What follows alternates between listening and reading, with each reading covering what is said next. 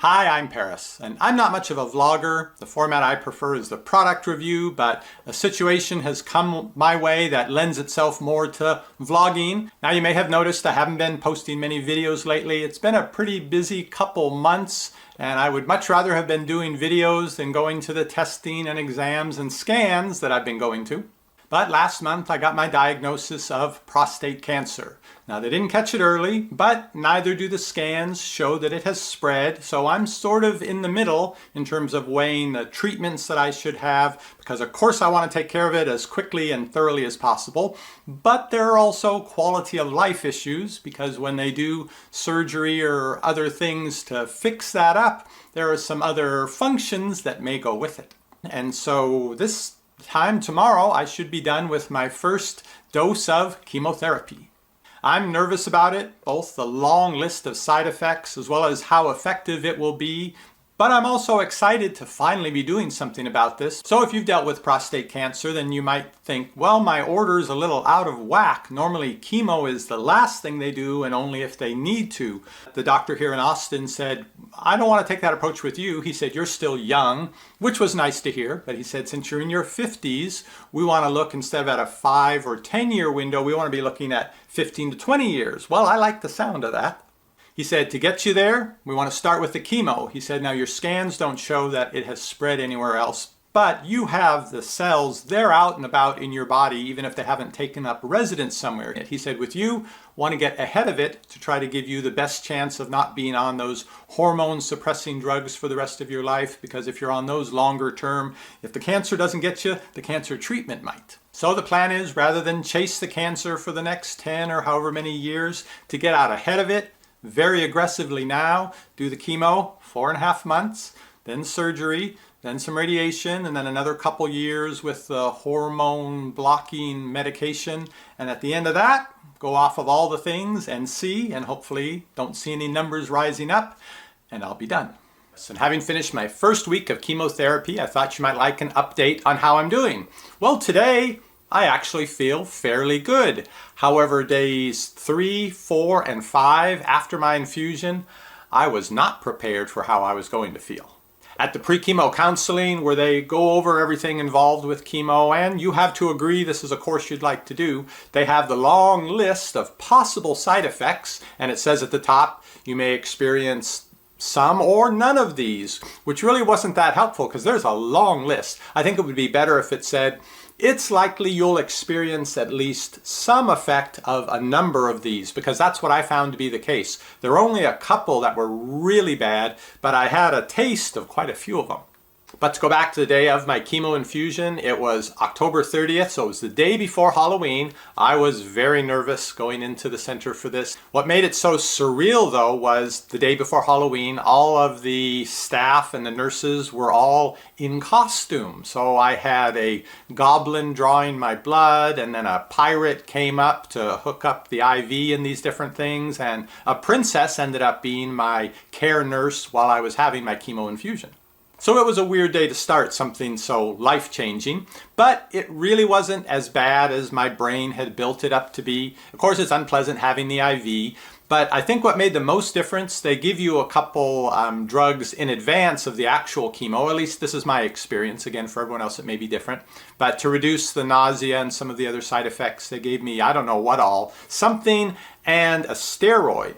And what was strange was, as I was getting the actual chemo, and for several hours afterwards, I would say I actually felt better than I normally do, which is a weird thing, and I attribute it completely to the effect of the steroids, because they can give you this inflated sense of well-being even when you aren't so well.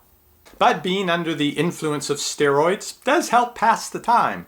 So I was there maybe 3.5, 4 hours in total from when I got there, and they took the blood, and then I had to wait, and then read the results with someone and talked about it. Finally got back to the chair. They have to start the other drugs in advance so they have time to take effect before they actually hook up the bag that has your chemo in it. The chemo they're giving me is called Taxotere or docetaxel. It's made from a plant from the Pacific Northwest. And I remember when I was younger, because I grew up in Seattle, I remember hearing in the news about them finding this this extract from this tree bark that they thought they'd be able to start using in cancer treatments. Little did I know decades later, I'd be receiving it. When they hooked the bag up to the little pump machine that I had connected to my IV, didn't feel anything, didn't feel burning, hot or cold. It was weird knowing all the effects that it was going to have, that was going into my body, but I didn't feel anything at the moment. I looked at the people in the chairs around me. Most of them were older, men and women. The ones even younger than me, I really felt bad for having to go through that. But for passing the time, they have these TVs mounted up above. Every 2 chairs, there was one TV. And as I looked around, there was Fox News and Fox News and Fox News and Fox News. And the one in front of me was the Weather Channel, which is enjoyed by older people of all political persuasions equally. I had my Kindle and my phone with me, and family and a couple friends who very kindly offered to chat with me while I was going through this to help support me and to help pass the time.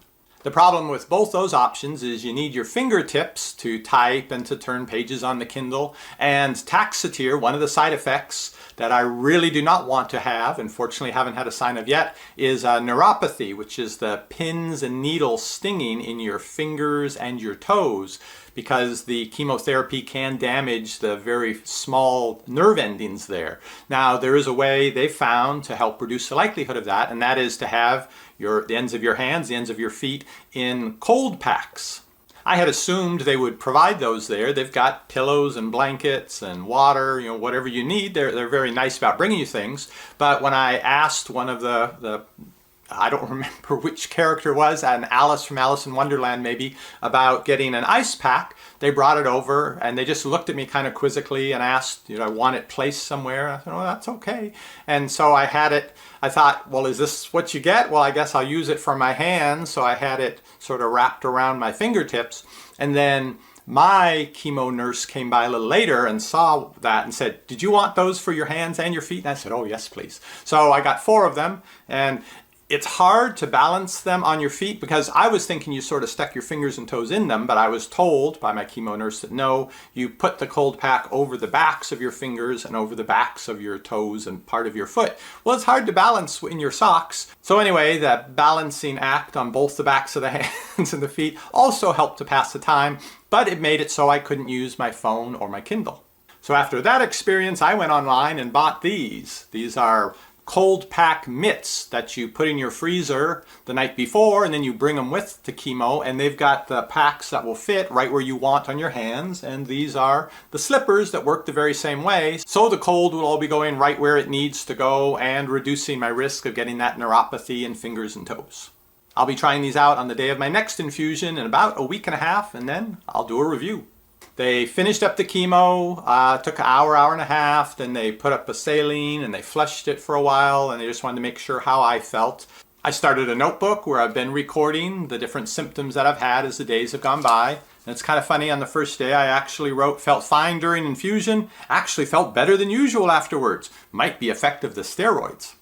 But a few hours later, the steroids wore off and my energy levels sank.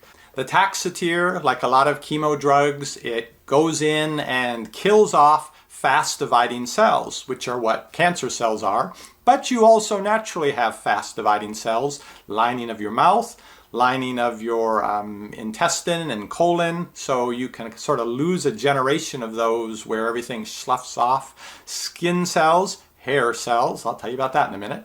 And most concerningly, blood cells. It goes in and does a number on your bone marrow, so a generation of those cells seem to get wiped out, and then it starts over again building them back up. But in the meantime, you can have issues with white blood cells, red blood cells, or platelets, each of which have their own scary complications. The next morning when I got up, I did feel nauseous and queasy a little bit. Now, they gave me a couple different medications that I could take when nausea came on, but it wasn't to the point I felt I needed to take that, and actually I have not taken those medications at all. Some people, depends on the person and the chemo and which chemo and so forth, but nausea is often strongly associated with doing chemo, and that's really one that I was not looking forward to. And again, it can change as you have multiple infusions. You can pick up symptoms and side effects you didn't have before, but first time through, nausea hasn't been an issue. So that queasiness passed by later in the morning. I was able to eat breakfast. I was able to go out for a couple-mile walk. But I realized by afternoon, as I was eating something else, that something that normally happens in the morning hadn't happened. I hadn't had a bowel movement. And I thought, well, that's strange. I'll just have to keep an eye on that. The next morning, got up my usual time, had my usual breakfast, and remembered, oh yeah, that didn't happen this morning either. And it was later that morning that the constipation distress started. This is rarely an issue for me, especially in the last year and a half since I've changed my diet, lost 50 pounds. I eat a lot of high fiber plant food, so I probably have generally 80 grams of fiber a day. So it's not an issue of if I'm going to have a bowel movement, it's more, will it be 2 today or will it be 3 today? So to go a couple days with nothing happening, and I continued to eat my usual foods, so there was an awful lot of fiber and bulking up in there. By late morning, I realized things weren't going to happen on their own, so my wife went out to the drugstore and got some moderately gentle laxatives, and I started on those, and it was a bad day. It was the worst constipation I'd ever had in my life, followed by the most painful bowel movement ever had in my life. So I thought, well, I know you can have diarrhea and nausea, but apparently some people have constipation as a side effect of the chemo. And I made notes to myself here, next time, start eating fermented foods the day right after the infusion to help repopulate my gut bacteria. So fermented foods like kimchi, pickles, sauerkraut, yogurt, foods that can repopulate the bacteria that I need so I can properly digest my foods. Need to make an emphasis on that. Also, start with some gentle laxatives a little earlier in the process so I don't have to go to those stronger laxatives closer to the point of it becoming a real emergency. The next day, the exhaustion set in. But at least I was pooping. And if you got your pooping, you actually got a lot working in your favor. The next day, the exhaustion came back, joined with bone pain. Every single bone in my body hurt. Just to move it, it would hurt it. To think about moving it, it would almost hurt. And it was everywhere, turning my head, lifting my arm, taking a step. It was just also painful, which doubled with the exhaustion, had me not moving around very much. And I found sitting on the sofa with the family watching TV, I'd close my eyes and I'd open them, and 20 minutes had gone by and I'd just fallen asleep. And that happened several times that day.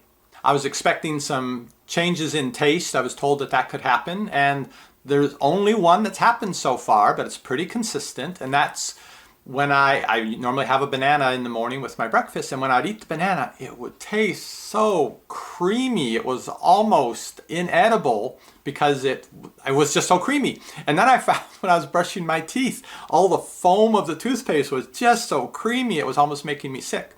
So I'm sure it was related to that, but it's kind of a weird expression of it.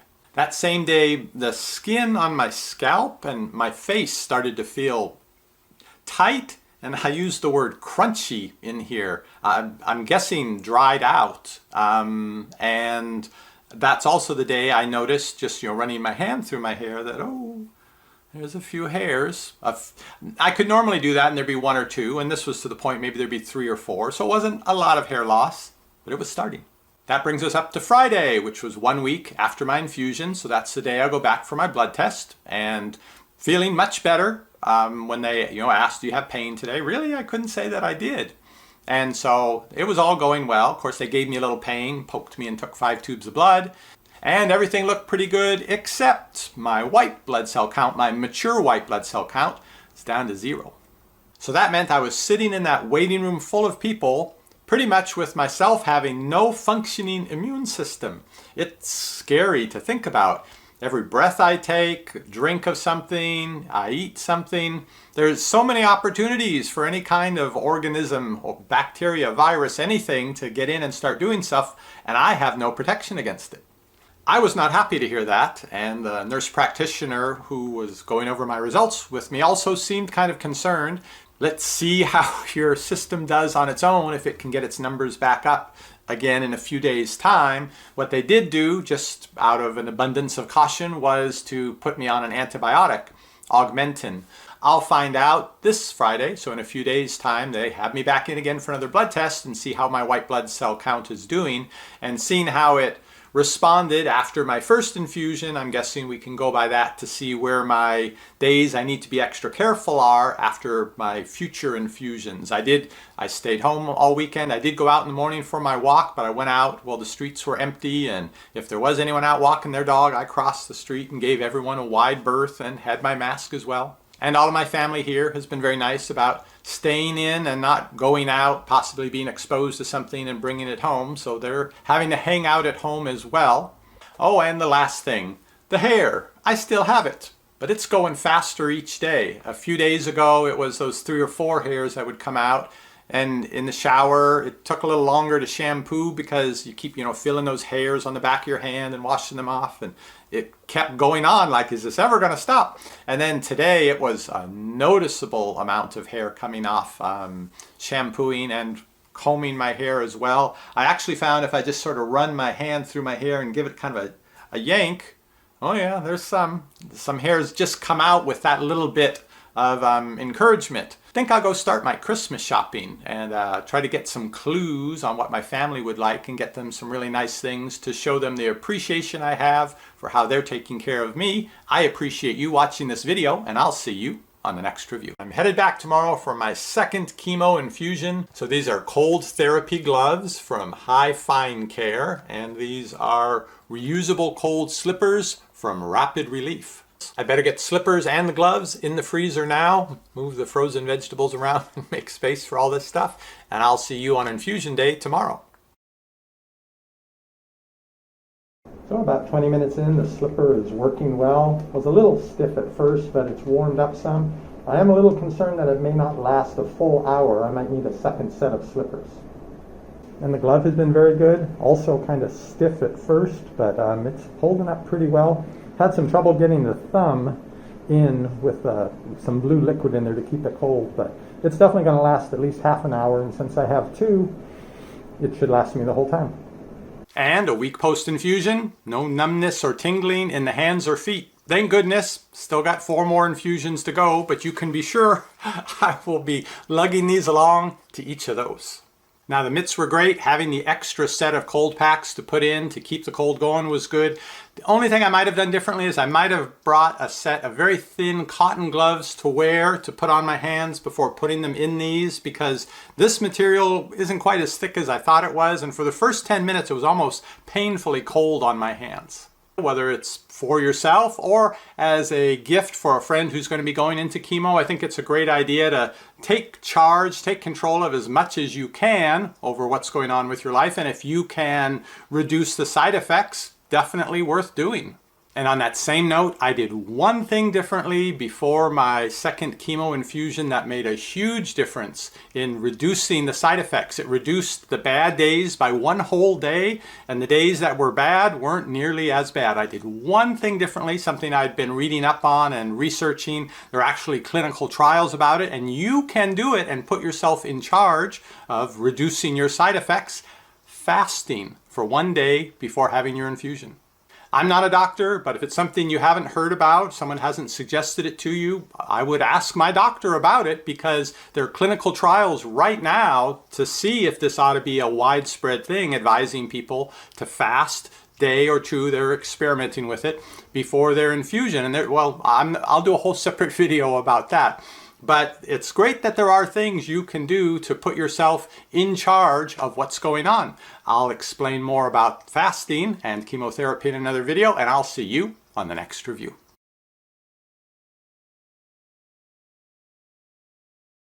And resting heart rate. Now, this really does tie in with what's happening to you physically, I can tell you, because right now I'm going through chemo. I started back the end of October, and my resting heart rate has been in the low 50s. I'm not especially athletic, but that's just the numbers. It tells me I'm so fit because my resting heart rate's in the 50s.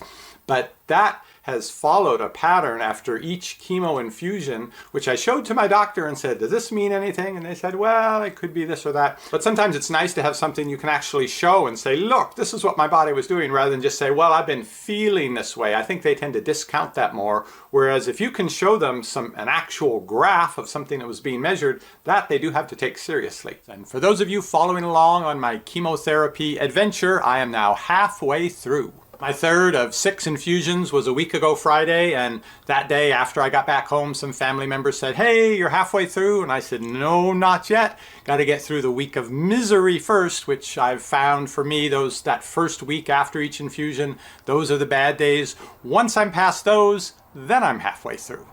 So that was a couple days ago, and yes, there were some miserable days in there, but I'm feeling much better now, and now I really feel like I'm halfway through, and I'm going to be able to get through the second half. Have there been any days where I had some doubts about being able to get through the whole thing? Yeah, there were a few, but now that it's halfway through, things have kind of taken it's developed into a pattern or a rhythm where I know what's coming, I know how things are going to be awful for a while, I know when things will be better, so I can schedule when to do things that require actual energy.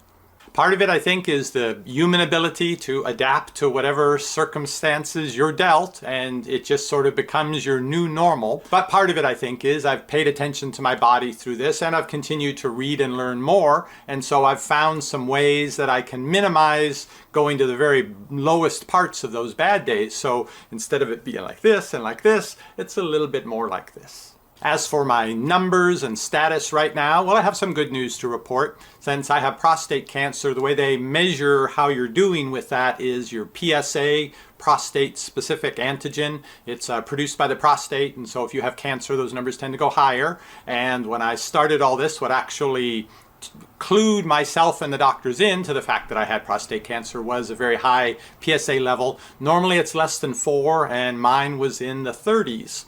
And going through the treatment after I think it was a week after the second infusion. Okay, after the first infusion, a week after that, it had come from the mid-30s down to 29. So that was good. I'm thinking, all right, that's a 20% reduction, and I've got 5 additional. Well, okay, I could make a lot of progress there. So it was at 29, then had the rest of the time. The next infusion, they did another PSA test. They called and told me it's 6.8, and I thought, well, the cell phone must have cut out. It must be 26.8, which would be, another 10-15% reduction, which was good. But I asked them, 26.8? They said, no, 6.8. I said, well, that seems like an awful big reduction from 29 down to 6.8. Does that usually happen? And well, this was a nurse calling with the information. And she said, well, the doctor is very pleased with how you're responding to the treatment. So I know they don't want to get your hopes up. And of course, they don't want to leave you with no hope. So they sort of play it in the middle. And that was fine with me because I know test results can be off from one time to the next. So I decided to take it with some guarded optimism. I told my family about it, but said, hey, keep in mind this doesn't measure the cancer directly. This is a measure of what the prostate cells are producing. So it's good that it's down, but I'll believe it's down to 6.8 if in a month's time I get another test result showing that it's that low. I'll find that out this coming week. So cautiously optimistic. Things are improving. Now, some of the numbers are the other way as regarding my health, because the stuff they're putting in me, the Taxotere for the chemotherapy, it's a race between how much it can damage the cancer before it does too much damage to me. And so they did in my last infusion, they did have to lower my amount of Taxotere they were giving me because my liver enzymes were looking a little high. They were a little concerned about that. I went from having kind of towards the low end, but still normal red blood cells, and those can go in a pattern with the chemotherapy, but mine have trended down and down and down to where I'm actually moderately anemic now. And so when I came back up after the first infusion, it was a miserable week after that, but when I came back up, I was back up. But I found after the second infusion, after the third infusion, I don't go quite back as far up to having the energy to do everything again as I did the time before. So it's sort of staircasing down as my anemia is getting worse. And they tested my iron stores and my B12 and my folate. It's not that that's causing the problem. It's the lack of red blood cells. They're down about 20% from where they normally are for me, and I definitely feel that when I go on the couple-mile walk in a park near our house here with the kids. Used to have no problem coming back on the uphill part. No, not anymore. Boy, that mask is going as I'm trying to catch my breath to be able to do those uphills. So I'm definitely feeling it. I get fatigued more easily, and it's usual the first week after the infusion that I nap a lot during the day, but now still I can feel, oh, by after lunchtime I could really use a 20 or 30 minute nap. I've just run out of energy. The doctor says it's not severe enough for them to do anything to treat it right now. They'll keep an eye on it, but I would say it's right on the edge of starting to cause some quality of life issues. I've got to plan my day out based on leaving gaps between the different things I have to do. If I schedule them all together, I know I'm going to run out of energy before I'm done. My white blood cells, on the other hand, when I had my first infusion, within a week they were down to 0, which caused them some concern, and they put me on antibiotics temporarily till the numbers could come back up, which took about another week. So for the second and third infusions, they gave me Neulasta, which is a little pump thing they stick on the back of your arm, and a day after your infusion, it comes to life and injects you with the medication, which then goes into your bone marrow and gets your blood cells being produced, and when they're in there being produced, your bones will ache. But a week after my second infusion with the Neulasta, my white blood cell count was 2.5 times normal. I had so many white blood cells I could have been giving them to other people. And it did come down before my next infusion. It did come down back in the normal range, but they wanted me to have the Neulasta again. And just a couple days ago when I went in for my labs, my white blood cell count was twice normal. And the Neulasta side effects after the second infusion, they were worse than the chemo side effects, really. The bone pain was so bad I couldn't sleep at night for a day or so in there.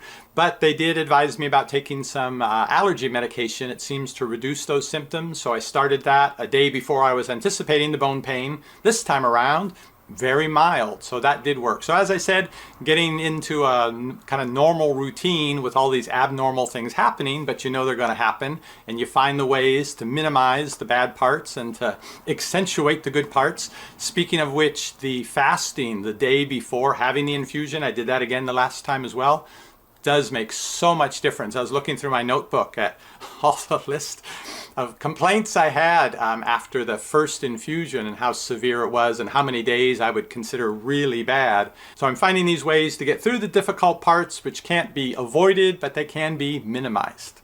Fingers and toes are still good without the neuropathy. I've been very good about wearing my ice gloves and ice slippers when I have the actual infusion of the Taxotere going into my body. I really think that's helped.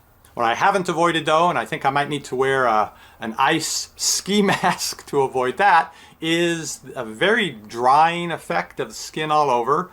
Of course, quite a bit of hair loss on my head and everywhere else, but it's not all going. I mean, I've still got plenty of hair, but it's thinner everywhere. And I remember my first video about this talking about the eyebrows, and I always wanted to try one of those stamp-on eyebrow replacers.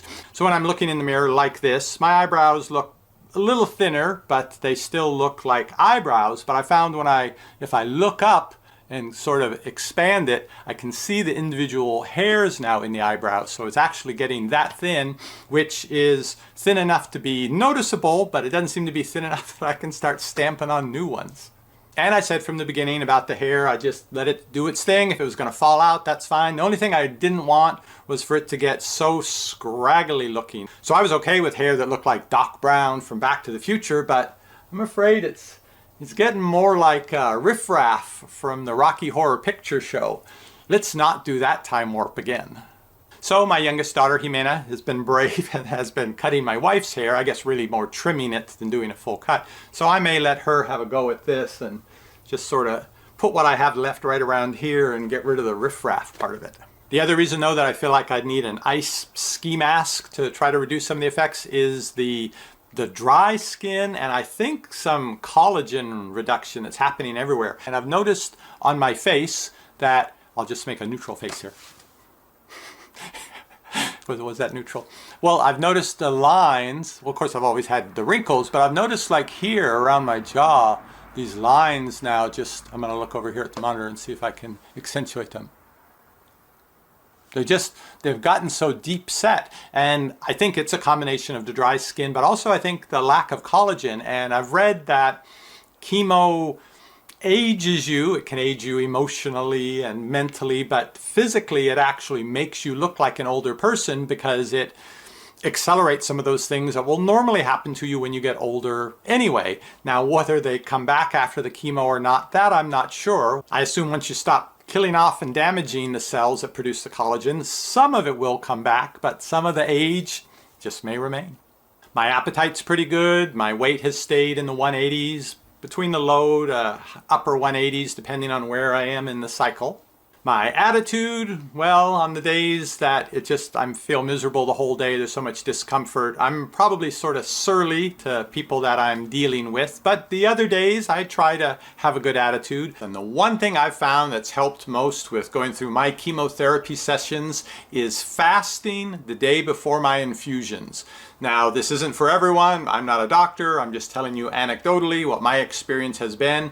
So you do your fasting, your body sends out the signal, let's slow down the cell division, you get the chemo, it still finds the cancer cells dividing quickly and catches a number of them at the right spot, is able to kill them off, while it has less effect on your good cells in your body.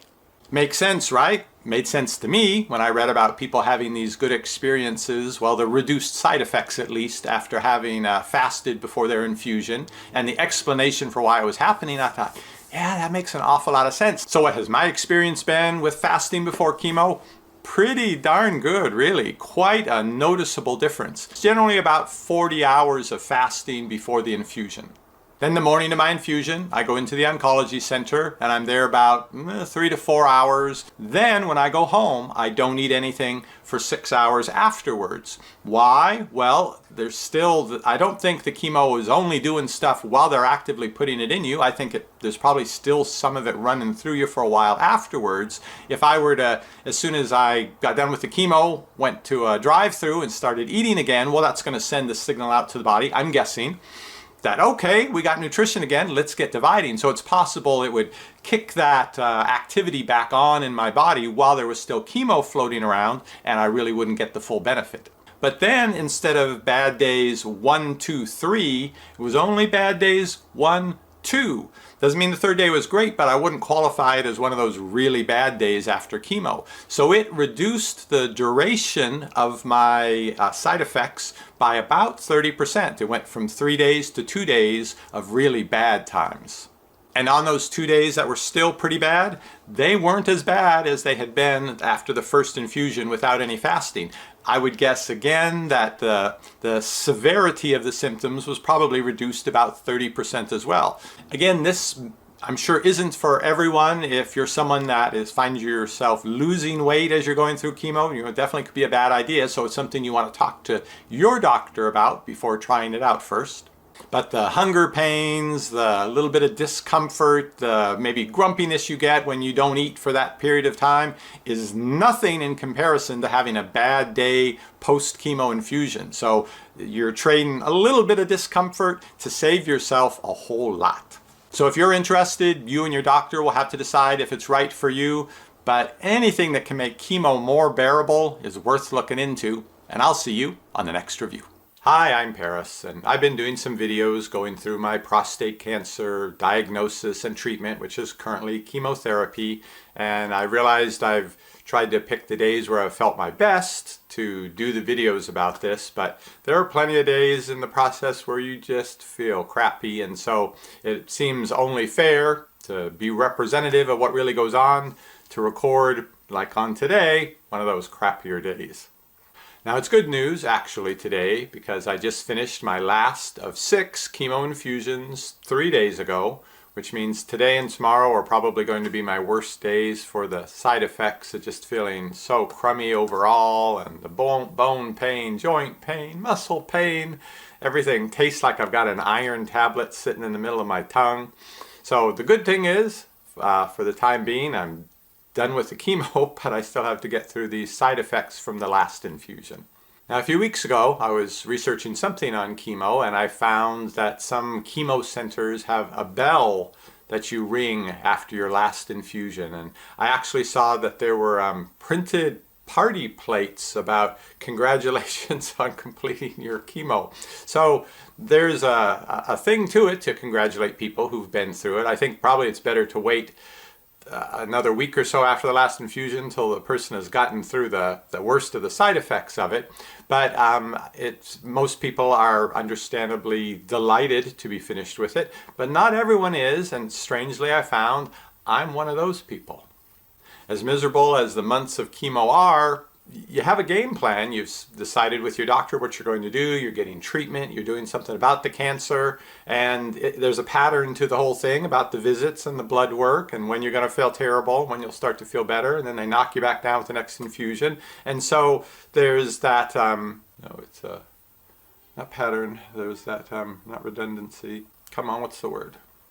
But there's a routine to your life, and I can deal with the routine, as unpleasant as it may be. What's harder for me to deal with is not knowing what's going on and to not be doing something when I know there's something wrong that needs to be fixed. So going from the known routine of chemotherapy to, okay, now what's the plan going to be?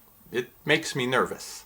The day of my last infusion, I did meet with my actual oncologist doctor. Most of my visits I meet with the nurse practitioner, but twice I've actually met the actual doctor who's in charge of my care. One was halfway through the treatment, and then on my very final day of receiving infusion. She's very pleased with how the treatment's gone, that my body's responded very well to the treatment. And with prostate cancer, the PSA number is sort of what the gauge of how you're doing is. And my PSA number, which started out back at 38 back in August, my most recent number, just from I guess a week ago, is down to 1.57, which if I didn't know I had cancer, that would actually be a normal PSA number. And of course it's good news that the PSA number has continued to drop throughout my course of treatment, but a few days ago, that was my last treatment. So now my concern is, okay, if they test it in a month's time, is it going to start going back up? But I'm far from finished dealing with this. So the question becomes, what's the next course of treatment? Now, the person who started me on this treatment with the chemotherapy sent me for this. The plan was to next go and do surgery. That doctor is a urologist, and they tend to be pro-surgery because they're the ones that do the surgery.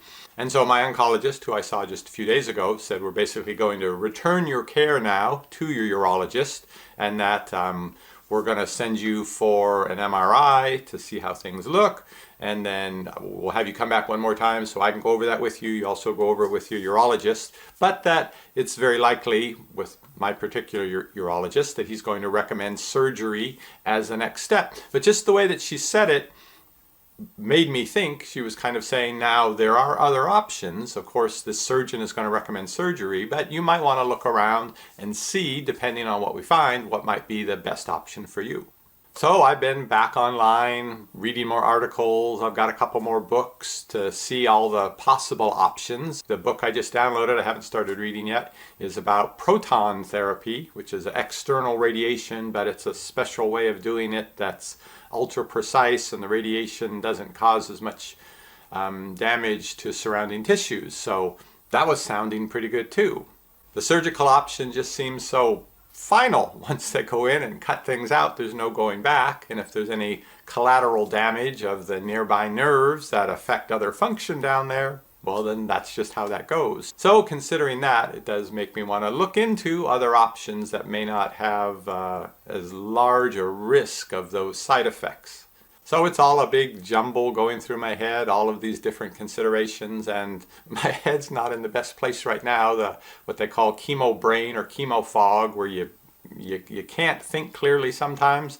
These today and tomorrow are really the days where that's the worst for me. So yeah, I'm not making any decisions. As for today, I'm just trying to get through today. One thing I have learned going through chemo is to not focus on how am I going to get through all of this. You got to focus on how am I going to get through this. Okay, I can do that, and then I'll get through this, and then I'll get through this. Just 1 hour, maybe one day at a time, and not think how many more times can I go through having these infusions and feeling like this. Don't ask that question. Just stick to, let's get through today.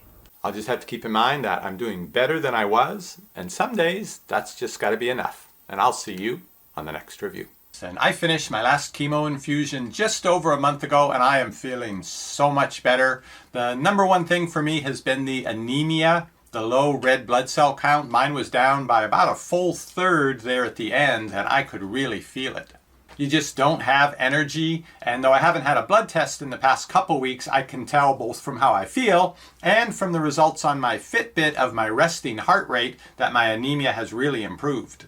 Before starting chemo, my resting heart rate was in the low to mid 50s, but it got bumped up to the mid 60s from the anemia. But here you can see over the past month, it's finally getting back down to normal, which is good news. But there are two other even bigger pieces of good news that I want to tell you about. One of them is in response to, well, what did 4 months of chemo do for you? Turns out quite a lot. And my most recent PSA blood test, about a week after the last chemo infusion, was down to 1.08, which would be a healthy PSA number for a man in his 30s. And just a week and a half ago, I had my post-chemo MRI, which I got the results of just a few days ago, and pretty amazing. The doctor was kind enough to show me the before and after MRIs sort of side by side so I could see the difference. And originally, there was what they call outside the capsule localized spread of the cancer, so it had gotten out of the prostate. But in the one I had done just a couple weeks ago, there's no sign of that. Now there doesn't seem to be any cancer outside of the prostate, and inside of the prostate, they give you this contrast dye as part of the MRI that they do, and the part that they think is cancerous is usually more brightly lit. So you can see these sort of brightly glowing areas in the prostate indicating the cancer, but in my most recent MRI, it's all just kind of gray and diffuse. Where did those, because I had two big bright areas previously, they're not there now. So between the PSA number reducing so much and the comparative MRI indicating so much less cancer, do I have much less cancer? It certainly looks like it. Do I have no cancer at all? It's possible, but they can't really tell you that. So to be on the safe side, the standard treatment, considering what point my cancer had gotten to before, is to have something else, basically to make sure there aren't any cells that are going to come back in the prostate and start this process all over again. So there was surgery, which was my original thinking. What I've decided, and this is sort of the other good news, is that I've decided not to go the surgical route, and I've decided to do radiation, but more specifically what I really want to do, and I don't know yet for sure that I'm the candidate for it or that the insurance is going to pay for it, but what I really want is to do proton therapy. I read a book on that really changed my view and made me really want the proton therapy. The issue is not everyone's a candidate for it. There are only so many centers that offer it in the US in some larger cities. We don't have one here in Austin. So for me, the choice, I thought I was going to end up going to Houston for that. See, I'm wearing my NASA shirt.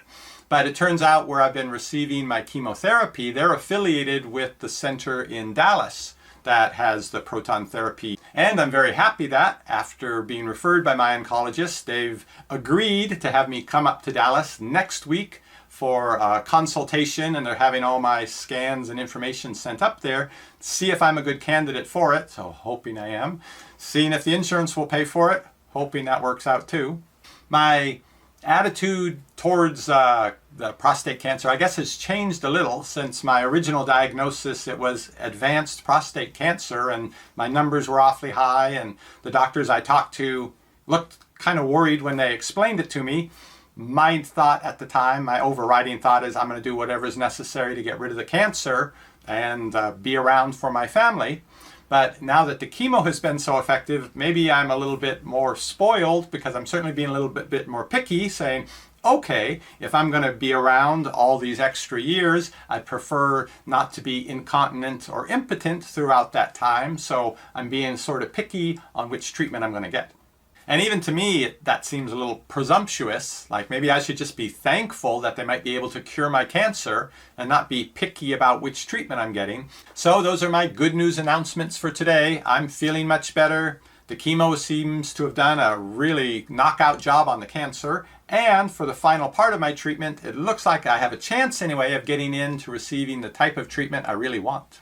And of course, thank you to my viewers and to everyone who's offered me support through all this. It's been a tough time, but all the wonderful comments from people has really helped. And I'll see you on the next review. There are so many choices and you don't want to stress. You want your health food at home, receiving only the best. That's what we're here for. We give honest reviews. parristx.